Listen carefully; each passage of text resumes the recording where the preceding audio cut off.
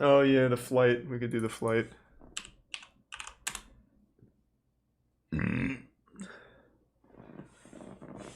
I still remember this, man. This shit was so fucking scary.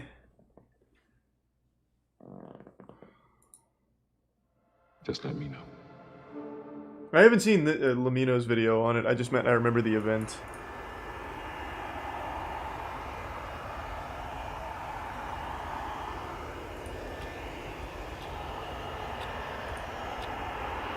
Did they solve it? No. Thanks to give sub Bill. No. Yeah, I mean, I'll double check, but I'm pretty sure it's still unsolved. They just have a working theory.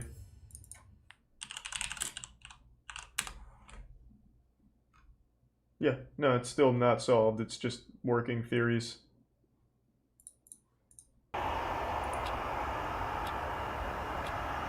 Thanks to some punk chick in the 5 gift subs. Sweat. Thank you, man. Delivery manager. Appreciate it. Thank you, Sweat. Thank you for a long time of watching, Handyman. Malaysia 370, standby.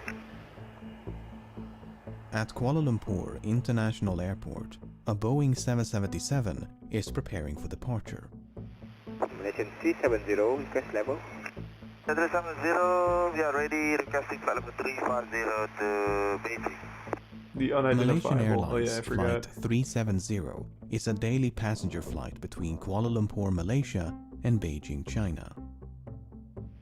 370, 32 right of takeoff. Nice. 42 minutes past midnight, Flight 370 is given clearance to depart. On board are Captain Zahari Ahmad Shah, First Officer Farik Abdul Hamid, 10 cabin crew members, and 227 passengers. Was this plane ever found? I don't know. I don't know. Malaysian 370, Lumpur, radar, good morning, climb flight level 250. Morning, level 250, Malaysian 370. Malaysian 370, climb flight level 350. Level 350, Malaysian 370. Less than an hour into the flight, the plane is cruising over the South China Sea at an altitude of 35,000 feet. The night sky is clear, and the weather They is found calm. pieces, but not the whole Flight thing. 370 is then instructed to signal air traffic control in Ho Chi Minh, Vietnam, as it is about to enter Vietnamese airspace. The flight controller in Kuala Lumpur says goodnight, with no sign that anything should be amiss. Malaysian 370, maintaining level 350. Malaysian 370. Malaysian 370, maintaining level 350. Malaysian 370. Malaysian 370, contact Ho Chi Minh 120.9. Good night. Good night, Malaysian 370. Thanks to Resub Acid Redemption. Yeah, I know 1 Jeremy minute do it. And 43 seconds later, the aircraft suddenly vanish from radar screens at Kuala Lumpur, Ho Chi Minh, and Bangkok. What? This form of positional tracking depends on a That signal being quickly? emitted by one of 2 transponders aboard a plane, and so its disappearance would suggest both transponders ceased to function, or the system was manually deactivated by someone on board. All subsequent attempts to contact and ascertain the whereabouts of Flight 370 are unsuccessful. The aircraft has seemingly vanished without a trace. After missing its scheduled time of arrival in Beijing some 4 hours later, Flight Thanks, Resub 370 Snarly. is officially declared missing. And in the wake of that announcement, the most expensive search effort in aviation history is about to commence. And then I remember like a year after this, Malaysian Airlines also had another plane go missing or another accident, I don't recall.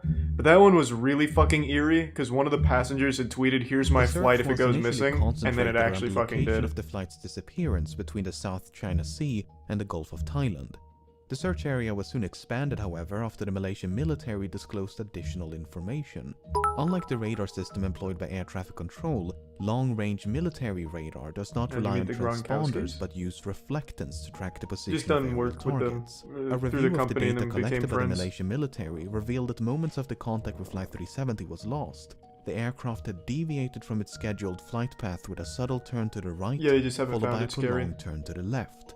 The aircraft had then flown back towards and across the Malaysian peninsula before turning right near the island of Penang. It maintained this northwesterly heading until it escaped the radar's coverage.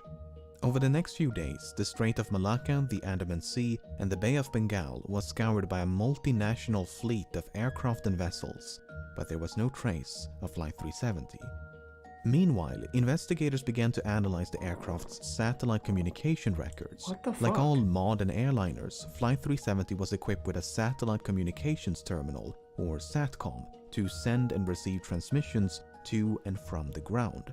Prior to departure, the SATCOM terminal had logged onto the satellite network and established a connection with a ground station in Perth, Australia. That station then maintained a detailed record of all the incoming and outgoing traffic between it and Flight 370. This is what it contained.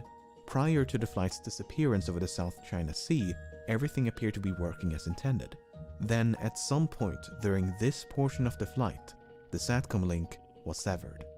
What For whatever happened? Did they reason, see like a the fucking terminal dragon in the ceased to sky and respond. just like get the fuck away But from it? 3 minutes after the Jesus flight vanished Christ. over the Andaman Sea, the terminal requested to log back onto the network. The SATCOM link was successfully re-established and was not disrupted again until nearly 6 hours later, when the flight is presumed to have crashed due to fuel exhaustion. During these final hours, 2 attempts were made to contact the plane via satellite telephone. Both calls were acknowledged by the SATCOM terminal and would have been routed to the cockpit. Yet, they went unanswered. The terminal had also Thanks, responded to Dan. 5 automatic status requests. In short, if the ground station had not heard from the aircraft in over an hour, it would transmit a signal to What do you mean, confirm the cult thing? terminal was still online. It's a real While story. these transmissions did not contain any information about the flight's position, investigators were able to measure the distance between the satellite and the aircraft at the Hijacking? time of each transmission, based on how long it took those transmissions Thanks to for be your sub, sent Tim. and received. This generated 7 rings of possible locations from which 7 of these transmissions are thought to have originated. By taking fuel consumption, speed, and other factors into account, flight path analysis indicated the most probable origin of the final transmission to be somewhere along this arc in the southern Indian Ocean. The search effort shifted accordingly, and as the region fell within the jurisdiction of Australia, the Australian government took charge of the operation. Over the next few weeks, the search area was progressively Why refined hijack to and not account make for any oceanic demands? drift as well as improved Good estimations point. of the flight path. But this Yeah, part what would of they the hope to southern accomplish Indian with Ocean hijacking it? is so remote it took Win the 6 plane? days just to get there. A new fleet of aircraft and vessels gradually covered more than 4.5 million square kilometers of ocean, but Flight 370 was nowhere to be found.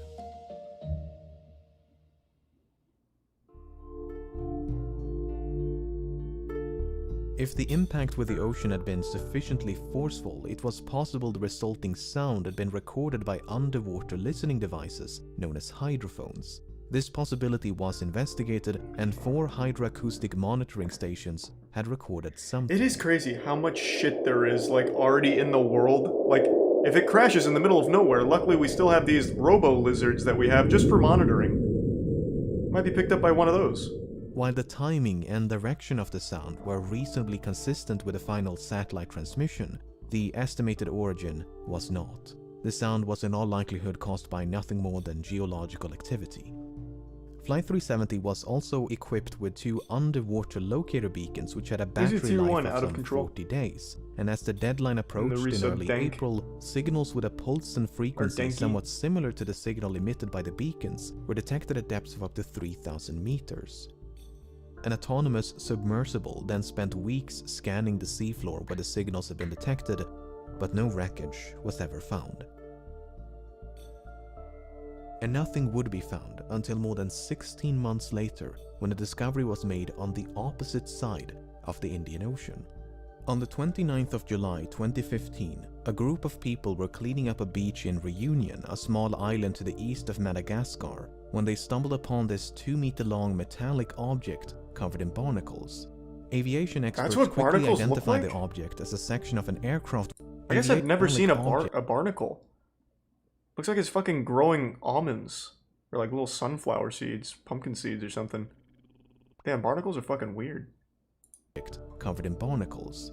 Aviation experts quickly identified the object as a section of an aircraft wing Thanks known to as a Resub, Revel, flaperon. and Upon Asen. closer inspection, internal markings including dates and serial numbers conclusively ascertained the flaperon belonged to Flight 370. Even though Reunion Island is some 4,000 kilometers west of the search area, and more than a year Maybe had it's gone Tier by 1 since the dimetric. flight disappeared, the location was consistent with simulations of debris dispersal patterns. There was now tangible evidence that Flight 370 had crashed somewhere in the Indian Ocean. The discovery of the flaperon prompted numerous searches along beaches and shorelines of southeastern Africa, and at least 31 additional items of interest have since been recovered and examined. Some of these items include a section of the outboard flap from the right wing, a piece of cowling from one of the two engines, a partial door from the nose landing gear, a section of the vertical stabilizer, I fucking and a hate mangled airplanes, casing man. from one of the embedded headrests. This is why I don't fly. This shit is terrifying. 18 of these items were identified as either likely, highly likely, or almost certain to have originated from Flight 370, whereas only 3 could be confirmed. The remaining 11 could not be identified. There were no traces of an explosion found on any of the debris tested, nor was there any evidence of a fire except for 3 small burn marks on one of the unidentifiable items.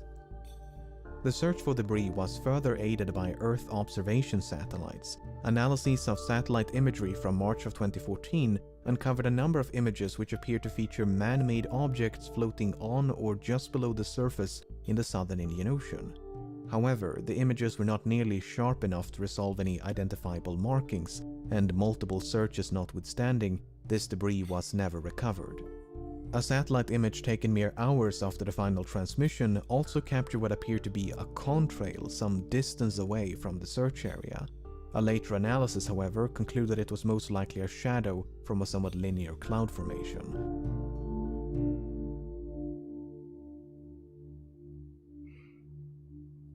The underwater portion of the search continued for months and eventually years before it was finally suspended in early 2017, by which point they some gave up. 120,000 square kilometers of seabed had been scrutinized. The search effort was then resumed by an American salvage company known as Ocean Infinity, but after more than a year of searching, Well, how would they too have done came that, out Ryan? empty-handed. Unless the final resting place of Flight 370 can be located, it may be impossible to determine exactly why it crashed. Nevertheless, there have been no shortage of theories.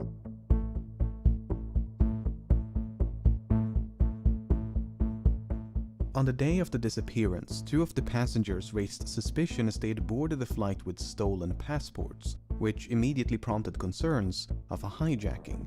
But investigators just were doesn't unable make to link the 2 sense. men to any terrorist organizations, and soon determined they had traveled under false identities because they were seeking asylum, not due to any nefarious intent. Yeah, like Similar hijacking wouldn't make any suspicions were sense. raised They when didn't one make of any the passengers demands. were identified as a flight engineer who might have possessed the necessary expertise to take control of a Boeing 777. Apart from the 239 persons on board, Flight 370 carried nearly 11 metric tons of cargo. Among the items listed on the flight manifest was a shipment of lithium-ion batteries, which led some to suspect a fire might have broken out mid-flight. For instance, the crash of Why do we UPS still use Airlines Flight lithium 6 batteries? in September of 2010 Nothing good was comes from the that result shit. of a fire that was ignited by a pallet of lithium-ion batteries. Another potential source of ignition would be an electrical malfunction. The crash of Swiss Air Flight 111 in September of 1998 is thought to have been caused by a fire Your within phone? the electrical wiring above My the phone cockpit. doesn't use The lithium-ion fire batteries, damaged and ion disabled batteries. multiple It's an avionic iPhone. systems, including the It uses transponders children's and tears to SATCOM. power it. In the case of Flight 370, the sudden loss of communication and subsequent deviation Thanks from to its Tier 1, scheduled hello there. flight path might have been a direct response to a fire. The 2 pilots may have turned back towards Malaysia to attempt an emergency landing at the nearest suitable airport. But no such attempt was ever made. Instead, Flight 370 kept going and remained aloft for another 6 hours. Some have theorized the crew might have been incapacitated by a sudden or gradual loss of cabin pressure. For instance, when Helios Airways Flight 522 failed to pressurize in August of 2005, the pilots quickly fell unconscious. Yet the aircraft continued to fly on autopilot for more than 2 hours until it ran out What? of fuel. Airline pilots are of course trained for such an event. Wait, what In the the event of cabin fuck? depressurization, they fell unconscious. Wait, did it crash or did it land itself? What the fuck? We have the capability for the plane to just completely fly itself on the pattern? I thought you still needed the pilot present to guide it. I thought it was just kind of like activating cruise control in your car. Hold on a second. Did it crash or did it like just have a successful landing all autonomously?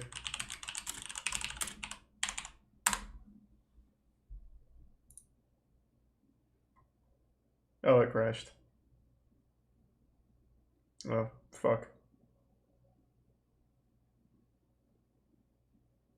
So it didn't pressurize and everyone was incapacitated. Holy shit. Oh, did he say it crashed? Oh, I just looked at this. I didn't even notice it said crashed. Well, that'll do it. Thanks to the resub, Erotic and J. Cuddy. Yet the aircraft continued to fly on autopilot for more than 2 hours until it ran out of fuel. Airline pilots are of course trained for such an event. In the event of cabin depressurization, an automatic system is designed to deploy oxygen masks to give the pilots enough time to perform an emergency descent to a more breathable altitude. The data recorded by the Malaysian military radar does indeed contain altitude information, but it is highly inconsistent. In fact, a Boeing 777 is incapable of performing the extreme altitude fluctuations recorded. At one point, the aircraft exceeded its maximum operating altitude by more than 15,000 feet, before making a 50,000 feet nosedive in less than a minute. Attempts to recreate these maneuvers on a flight simulator were unsuccessful, and thus the data was deemed inaccurate and unreliable. If Flight 370 did lose cabin pressure at 35,000 feet, and the pilots were incapacitated before descending to a more oxygenated altitude, it might explain why the aircraft remained aloft for as long as it did. What is a bit more difficult to explain, however, are these alterations in heading. Flight simulations have established the aircraft must have been under manual control during the initial left turn, as the bank angle or inclination of that turn was beyond the limits of the autopilot. Subsequent turns, however, could have been either manual or automatic. But for the autopilot to have made these course corrections, someone with the requisite knowledge must have programmed it to do so. The only other alternative is that the aircraft was in fact under manual control. Thanks for the bits, Beef, and hello there. Yeah, I was talking about it the other day, hello there. I still haven't caught up on all of it, but yeah, it's a pretty fucked situation. In late June of 2014, several news outlets reported that a special investigation had identified the captain of Flight 370 as a prime suspect. A search of the captain's home had uncovered a flight simulator which supposedly contained a suspicious route which ended in the southern Indian Ocean. At the time, there was no official acknowledgement that such a route had been recovered, and a lengthy public report issued by the Malaysian government in 2015 made no mention of such a discovery. Then, in 2016, confidential documents pertaining to a forensic examination conducted by the Royal Malaysia Police in May of 2014 was leaked to the media.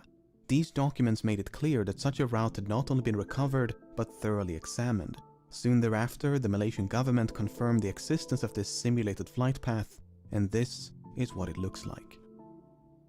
It should come as no surprise that many regard this as damning evidence of premeditation, but according to investigators, it is not quite so evident. The data recovered consists of 7 coordinates, 2 in Kuala Lumpur, 2 in the Strait of Malacca, what was he planning to do? Drive it straight to fucking Antarctica? And 2 in the southern Indian Ocean.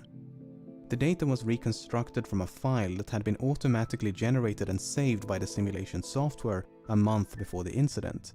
However, it's not clear whether the coordinates originate from the same flight session. In other words, it might not be correct to simply trace a continuous line between these 7 coordinates, as they could be from separate sessions. The forensic examination by the Royal Malaysia Police simply concluded no activity captured conclusively indicate any kind of premeditated act pertaining to the incident of MH370. Even so, the similarities between the simulated route and the presumed route of Flight 370 directly influenced the search operation. Australian investigators considered the possibility of someone deliberately extending the range of the flight by gliding the aircraft off the fuel exhaustion. If so, the plane could have traveled an additional 200 kilometers. Alternatively, the range could have been reduced by a controlled ditching prior to fuel exhaustion. While ultimately deemed unlikely, these two scenarios did affect the search effort.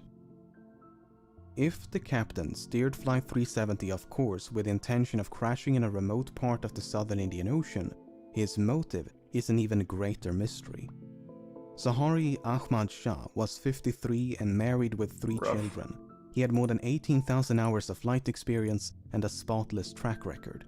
Investigators found no evidence of financial issues, and his monthly expenses before the disappearance indicated nothing unusual. He had no history of mental illness, nor had he displayed any recent changes in lifestyle or behavior. He was raised on the island of Penang, which has led some to speculate the flight's second turn to the southwest of Penang was the captain getting a final view of his hometown. Some believe a hijacking could have been politically motivated, as Zahari was an avid supporter of a democratic opposition leader who was sentenced to 5 years in prison mere hours before Flight 370 took off. Others point to unconfirmed reports of marital issues, but this is contradicted by the official investigation and disputed by family members. The only real inconsistency noted by the final report is that the captain failed to repeat the assigned radio frequency during the last verbal communication. Malaysian 370, contact Ho Chi Minh 120.9. Good night. Good night, Malaysian 370. It would have been standard procedure to repeat the assigned frequency, as the captain had correctly done a few minutes prior. 370, contact lampu radar 1326, good night. Alright, 1326 Malaysian 370. Whether this omission is indicative of anything but a mistake is anyone's best guess. Yeah, I don't think that means By shit. all accounts, Captain Zahari was an affable and well-respected pilot who was passionate about aviation, as evident by the photos and videos he shared on social media. Hi everyone, this is a YouTube video that I made. Oh, that's kind of cute. Community service. After learning. The co-pilot was found to be even less conspicuous. Farik Abdul Hamid was only 27, and due to marry a fellow pilot, he had nearly 3,000 hours of flight experience, although only 39 hours in this type of aircraft. Much like Zahari, Farik had no financial, mental, or interpersonal issues of note, nor was there any evidence of conflict between the two of them. Some questioned the plausibility of a pilot-instigated hijacking due to the apparent lack of interference by the other pilot. Well, when Ethiopian Airlines Flight 702 was hijacked by the co-pilot in February of 2014, he did so by merely waiting for the captain to take a bathroom break before locking the cockpit door behind him. The co-pilot was then free to divert the Italy-bound flight to Switzerland to seek asylum. The only noteworthy piece of evidence in regards to the co-pilot of Flight 370 is his phone. You see, when the confidential documents were leaked, they also confirmed another long-circulated rumor, namely that a cell phone tower had briefly established a connection with an iPhone 5S belonging to the co-pilot as Flight 370 approached the island of Penang. According to investigators, it was not a phone call, as has been widely reported by the media, but merely an automatic location signal. Why this information was omitted from public reports, we may never know. So what is one to make of all of this? On the one hand, the simulated flight path seems suspicious. On the other, it is difficult to cast any substantial doubt on either of the two pilots' character. Yeah, I mean, the dude seems nice. Like, I don't think to deny a hijacking is consistent with the available evidence. Then again, we're missing some quite major and literal pieces of evidence. The final report issued by the Malaysian government in 2018 could not attribute the loss of communication nor diversion of Flight 370 to a malfunction. Instead, it is believed that someone manually manipulated the aircraft and its systems. For instance, investigators believe SATCOM was manually disabled by a sudden and prolonged interruption of power. Then, once power was restored, the terminal simply rebooted. Likewise, the alterations in heading are believed to be the result of manual inputs. With that being said, the uncertainty of these findings are repeatedly emphasized due to the limited evidence available, and the report does never explicitly state the flight was hijacked. In fact, no real conclusion is reached. Both the Malaysian and Australian government agree that Flight 370 crashed in the southern Indian Ocean, but that the cause is indeterminable without the wreckage. the location of which has managed to elude some of the foremost aviation experts in the world, as well as an impressive arsenal of cutting-edge technology for more than half a decade. Authors, aviation experts, and independent investigators have all chimed in to offer their own thoughts and theories as to the nature of the crash and the location of the wreckage. Some believe there was no crash, but that the aircraft was shot down by an American naval base in the middle of the Indian Ocean. The satellite transmissions were then supposedly that wouldn't make any sense, as part though. of a massive cover-up. Wouldn't explain Others this. believe the aircraft turned right towards India and traveled as far north as Kazakhstan, completely undetected. Debris was then supposedly planted along shorelines of southeastern Africa as part of a massive cover-up. Makes sense, I guess. Another theory suggests the aircraft was remotely hijacked and controlled by someone on the ground. Thanks to Prime While Greg. Boeing and other companies have experimented with technology that would allow for an aircraft to be remotely controlled, no commercial airliner is known to be outfitted with such a system. On the less conspiratorial side, the assumption that Flight 370 flew in a straight line and at a constant speed after turning left towards the southern Indian Ocean might simply be incorrect. In early 2018, a French team of independent investigators proposed an alternate flight path, whereby an attempted landing on Christmas Island led to a crash site much further north than the region identified by the Christmas official Island, investigation. huh? While a surface search of this area was conducted about a week after the disappearance, What are the odds? the underwater phase never reached this far north. Thanks to the resub, Jimmy. As of the making of this video, the search operation has been suspended, but there have been talks of potentially resuming the search. For now, it seems, the vanishing of Flight 370 will remain a mystery. I had no idea it was that deep. From what I remember, I thought it was just pretty well understood that it crashed. And I thought it was just like a straight line and then something happened, they didn't know what. I had no idea there was this whole like turn, all this shit. I had no clue. That is so fucking weird. So the first turn had to be manual. They had to manually turn off the systems like shit. Why do people keep saying shot down? That wouldn't make any sense. That doesn't explain this at all. And also why the systems would be turned off.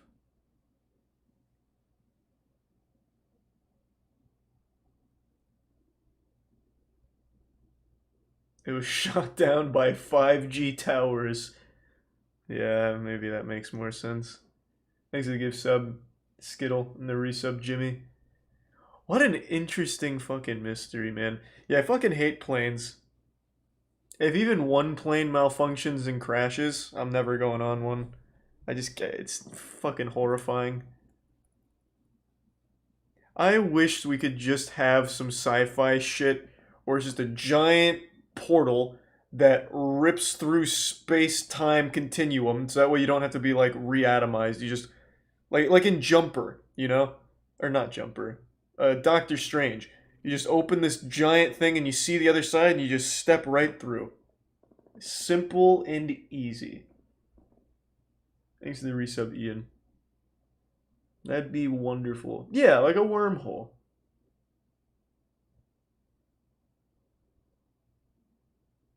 That'd be so convenient.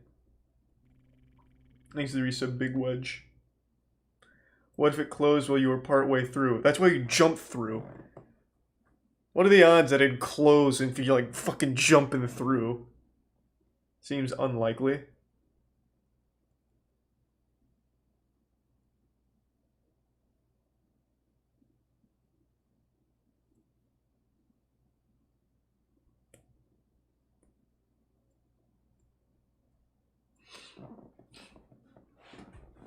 What are the odds of a plane crashing? I don't know. Not very high.